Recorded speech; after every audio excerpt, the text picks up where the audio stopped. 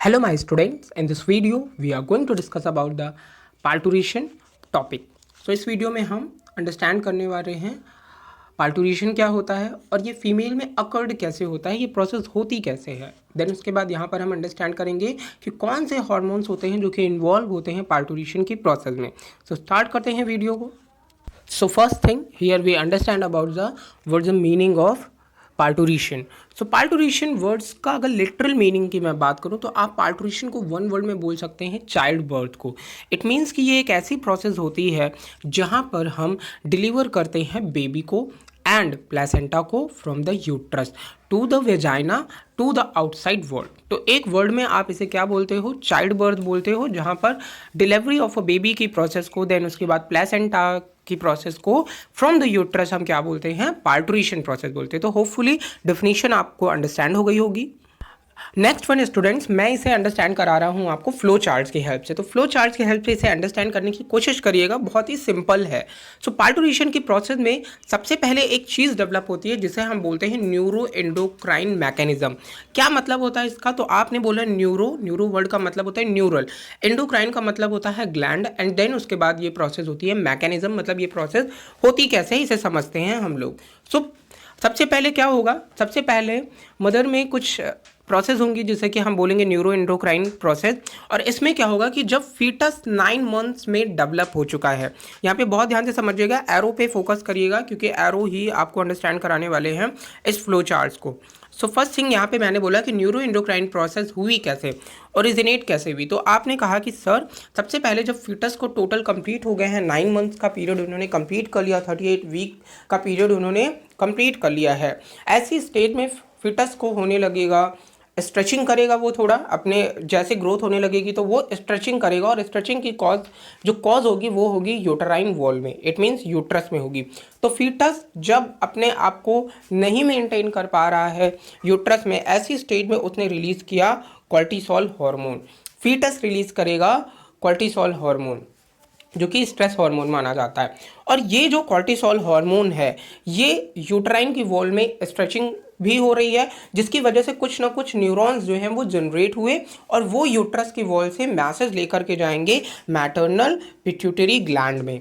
Then उसके बाद तो ये यहाँ पे देखिए न्यूरल फंक्शन कैसे हुआ, न्यूरल क्योंकि यूट्राइन की वॉल में कॉन्ट्रैक्शन हुआ जिसकी वजह से नर्व्स यूट्राइन वॉल की गई मैसेज लेकर के पिट्यूटरी ग्लैंड के पास, इवन ब्रेन के पास, एंड देन ब्रेन देगा पिट्यूटरी ग्लैंड को। यहाँ पर अगर हम फीटस से समझे तो हमने बोला कि कॉर्टिसोल जो था उसने मैसेज सेंड किया मैटरनल पिट्यूटरी को, और इसमें मैटरनल पिट्यूटरी ने क्या किया, ऑक्सीटोसिन हार्मोन रिलीज़ किया। आपको कमेंट करके मुझे आंसर देना होगा कि ऑक्सीटोसिन की एंटीरियर लोब, ऑक्सीटोसिन जो रिलीज़ हो रहा है वो एंटीरियर लोब से रिलीज होता है या पोस्टीरियर लोब से। तो देन यहाँ पर मैटरनल ने क्या रिलीज़ किया, ऑक्सीटोसिन हार्मोन रिलीज़ किया।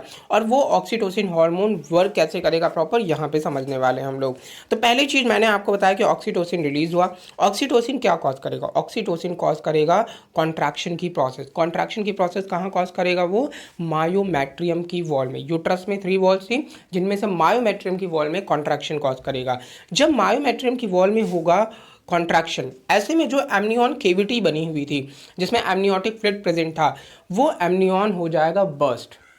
एक्स्ट्रा एम्ब्रियोनिक मेम्ब्रेन थी वो, और वो हो जाएगी बर्स्ट। बर्स्ट होने पे रिलीज करेगा वो एमनियोटिक फ्लूइड को, और एमनियोटिक फ्लूइड रिलीज होने से dilation of the birth canal, it means कि जो बर्थ कैनाल है, जो सर्विक्स का पोर्शन है उसे डायलेट करेगा। और आपको बता दूं मैं, डायलेशन की प्रोसेस में जो अगर 1 सेंटीमीटर का साइज होता है सर्विक्स के पोर्शन का, वो इंक्रीज होकर के 10 सेंटीमीटर हो जाता है। सो ऐसे यहाँ पर एमनियोटिक फ्लूइड ने किया डायलेशन की प्रोसेस को। देन तो पहली प्रोसेस हम समझ गए, एमनियन हुआ बर्थ। सेकेंड प्रोसेस समझते हैं कि जो हमारा मायोमेट्रियम में कॉन्ट्रैक्शन हुआ, कॉन्ट्रैक्शन की वजह से यहाँ पर जो नेक्स्ट प्रोसेस होती है वो होती है एक्सपल्शन ऑफ फीटस। ये प्रोसेस का मतलब क्या होता है, कॉन्ट्रैक्शन की प्रोसेस होने की वजह से जो फीटस है वो एक्सपेल्ड आउट होने की कोशिश करेगा, और वो एक्सपेल्ड आउट होता भी है। तो मायोमेट्रियम में ऑक्सीटोसिन हार्मोन की वजह से, और इसी टाइम पे जो प्लेसेंटा है, प्लेसेंटा भी रिलीज करता है रिलैक्सिन हार्मोन, जो कि रिलैक्सिंग जो भी हमारा सर्विकल का पोर्शन है उसे भी रिलैक्सिन हार्मोन क्या करने में हेल्प करेगा, डायलेट करने में हेल्प करेगा, तो वो भी हार्मोन रिलीज हो रहा है और ये भी, तो एक्सपल्शन ऑफ फीटस की प्रोसेस होगी। देन उसके बाद मायोमेट्रियम की जो वॉल है वो अम्बिलिकल कॉर्ड, तो फीटस जो है वो रिलीज हो गया एंड देन थर्ड स्टेप में क्या होगा कि जो अम्बिलिकल कॉर्ड है वो रिलीज होगी from the uterus and then उसके बाद प्लासेंटा का भी पार्ट आफ्टर सम टाइम बाहर आ जाएगा। तो इस तरीके से टोटल प्रोसेस होती है और इस तरीके से टोटल हार्मोन्स जो है वो एक्टिविटी को रेगुलेट करते हैं। देन इसे हम डायग्राम वाइज समझ लेते हैं। तो 3 स्टेजेस होती हैं पार्टुरेशन में, ये बात मैंने आप लोगों को पहले ही बताई। तो पार्टुरेशन के जो 3 स्टेप्स हो रहे हैं उनमें से जो पहला स्टेप क्या, पहले हम ये समझते हैं कि कैसे लोकेशन होती है। तो लोकेशन आप देख पा रहे हैं, हेड रीजन जो है वो वेजाइना के जोन पे कह लीजिए या बर्थ के पास होता है, कैनाल के पास होता है एंड देन उसके बाद फर्स्ट स्टेप में यहाँ पर जो सर्विक्स है वो डायलेट हुआ। क्यों डायलेट हुआ, क्योंकि मैंने बताया कि जो एमनियोटिक सैक है वो रप्चर्ड हो चुका है।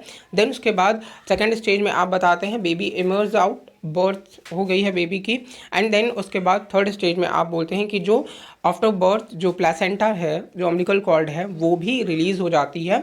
तो इस तरीके से 3 स्टेप में टोटल पूरी होती है हमारे पार्टुरेशन की प्रोसेस। तो मेन प्रेगनेंसी हार्मोन कौन सा था, ऑक्सीटोसिन था और ये इंड्यूस्ड पार्टुरेशन में भी हेल्पिंग करता है।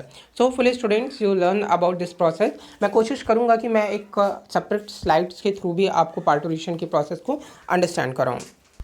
सो hopefully you understand about all the fact related to parturition process. Thank you.